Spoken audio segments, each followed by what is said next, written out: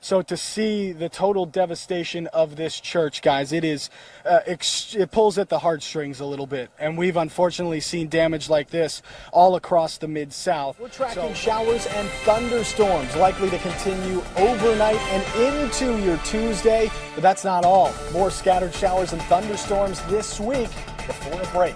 I've got your latest 7-day forecast. That line up there where the vegetation starts growing, normally we would see water about there or maybe right below it.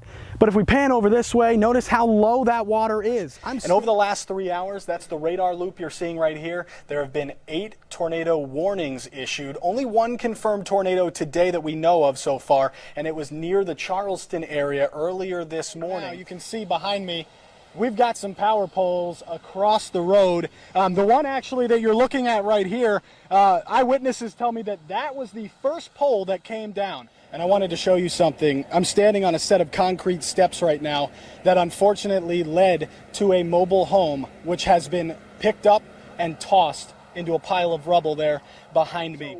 Andrew, the winds out here have not kicked up yet, as you can kind of see. It's pretty calm right now. This is one of those little showers that popped up out ahead of the storm, and unfortunately, you know, the rain jacket's off in the car right now, but...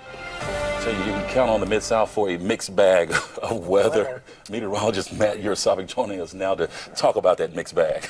Yeah, and we've got the heat, the humidity. We had that earlier. Now we've got the storms rolling through. Eventually, there's a light at the end of the tunnel. We will see the lower humidity and a lot more sunshine by the end of the week. But between now and then, we may have some more scattered storms moving on through. So right now, there's a look at Beale Street. No rain falling at this moment, but maybe 30, 40 minutes ago, it was pouring down there on Beale Street. So hopefully everybody stayed dry that was out there on Beale Street this evening. Now, temperatures have dropped just because of all the rain that has fallen. 72 degrees right now in Tunica, 74 in Memphis. Feeling pretty good out there right now. Still 79 in Bolivar. No rain on this side of the map just yet, but we will be keeping an eye for maybe a few light showers in the overnight hours. Now, today we had those heat indices, what it feels like outside, between 100 and 105 degrees. We're likely going to see that again tomorrow. Near 102, that's what it could feel like outside with a high near 90. Then the actual temperature goes up a little bit with a lot more sunshine there possible for Wednesday. Feeling closer to 106 degrees. Still hot and humid for Thursday, but then a cold front comes through.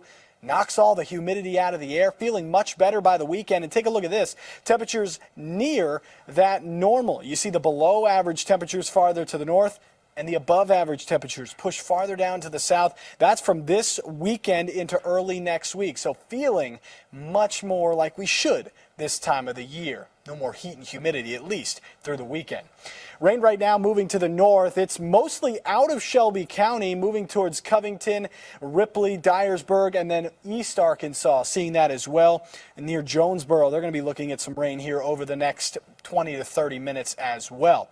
Now, the heavier showers and storms up across Mississippi County now. Everything that's left farther to the south is falling apart. So we'll get lighter showers continuing overnight. You can see 1 a.m. still got a few showers here and there across the region, and we'll keep that around through at least 3 or 4 o'clock in the morning. Clouds start to clear, though. By the time that sun comes up, you'll be seeing a lot of it, and we'll be looking at a very nice morning. It'll turn very muggy, though, as that morning starts, and all that sunshine's going to warm things up. That could also help to fire up a few scattered storms during the afternoon. Maybe not as widespread as today.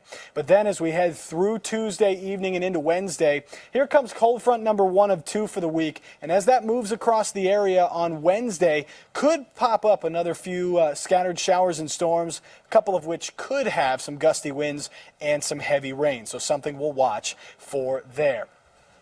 Tomorrow, near 90 degrees still. We get up to 93 on Wednesday as that cold front starts to move through the area. And then the second cold front pushes all that heat and humidity out of here. Shower chances coming to an end by Friday morning. And all that sunshine, lower humidity, and temperatures in the mid-80s, guys, by the weekend. We only care about the weekend, so hey. Oh, I know. That's why we're talking about it on Monday. Right? Yeah. Looking ahead. Matt, thanks. So much, Matt.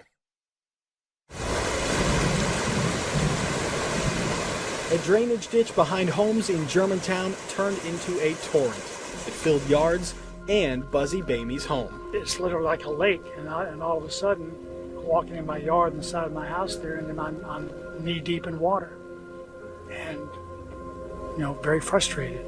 This wasn't a tropical deluge or even an unusually intense storm. Just a typical summer storm on the 4th of July. I tracked rainfall rates of 2.5 inches per hour. This has turned into the summer of the storm.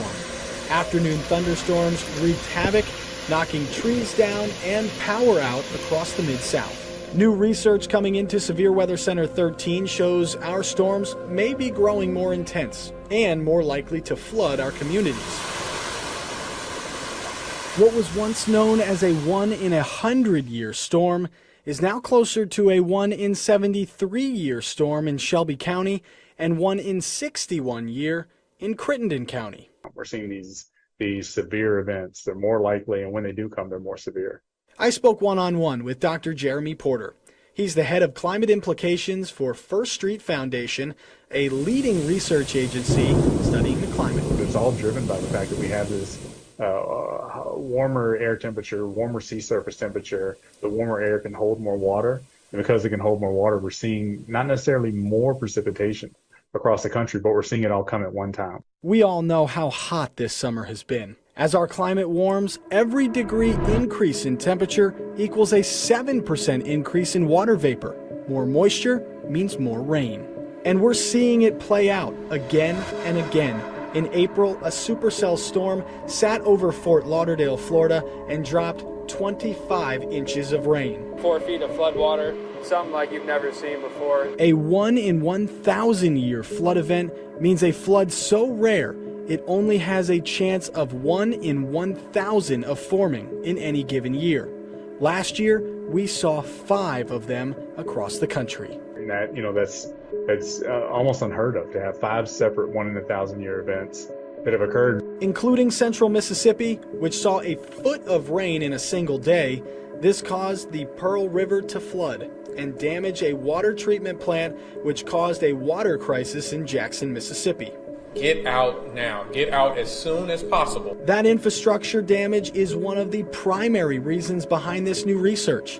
Right now, to assess flood risk, we rely on outdated maps by the National Oceanic and Atmospheric Administration, which don't account for current rain rates. And Buzzy Bamey has seen the rain grow more intense over time. We have PTSD for floods because every time we see the weather forecast on Fox 13 and they say rain or heavy rain or thunderstorms, we just start sweating bullets. Another goal of the First Street study, flood insurance. An estimated 12 million Americans are not insured right now, but based on new data, they should be, including Buzzy, now stuck paying for a service to clean his home from flood damage. And they gave us a very reasonable estimate of what it was going to be, but still it's a lot of money. Another major factor out of this study is it predicts a 42% increase in precipitation across the Midwest, and all of that feeds into the Mississippi River and could potentially lead to more floods coming downstream right past us here in Memphis. Along the Mississippi River in downtown Memphis, I'm Fox 13 meteorologist Matt Yarosewick.